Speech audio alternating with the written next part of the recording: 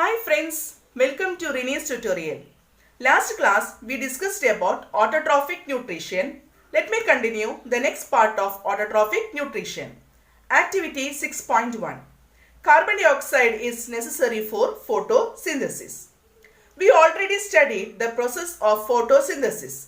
For photosynthesis, the plants required carbon dioxide and water in the presence of sunlight and chlorophyll. It is converted to glucose, oxygen and water. Let me continue the activity.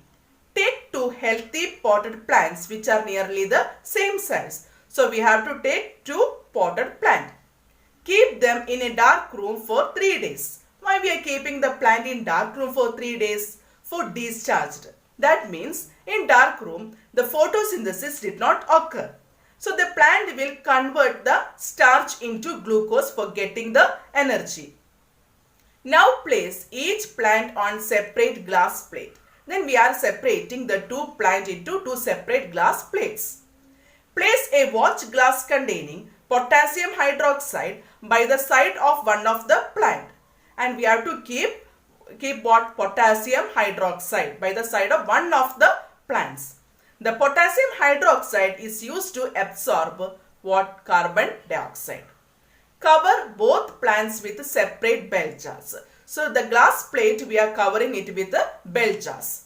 Use Vaseline to seal the bottom of the jars to the glass plate so that the setup is airtight. So the air will not enter inside the glass plate. Keep the plant in sunlight for about 2 hours. Then we have to keep the plant in sunlight for about 2 hours.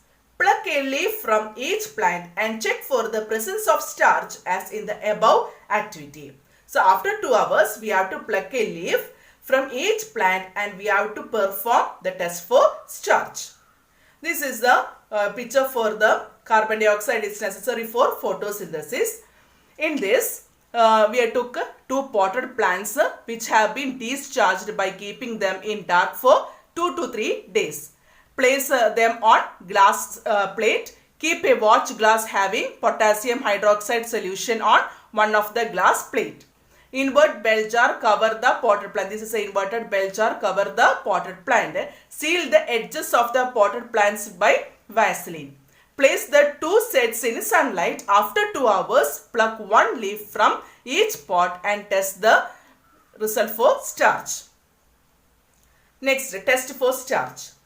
Iodine solution is used to test leaves for the presence of starch.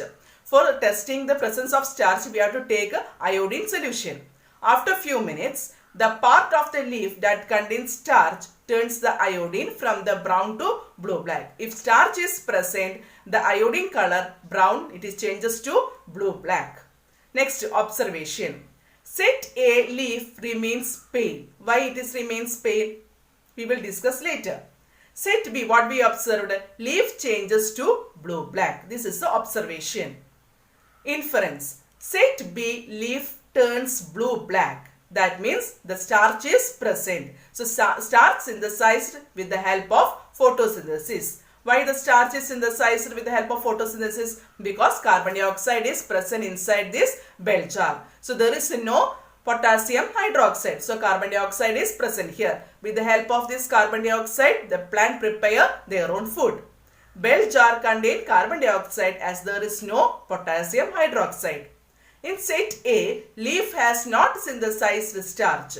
So here the starch is absent.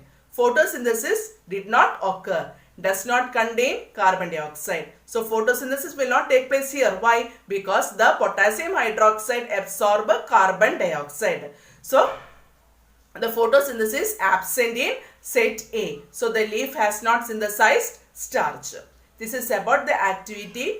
Thanks for watching. Please like and subscribe my channel.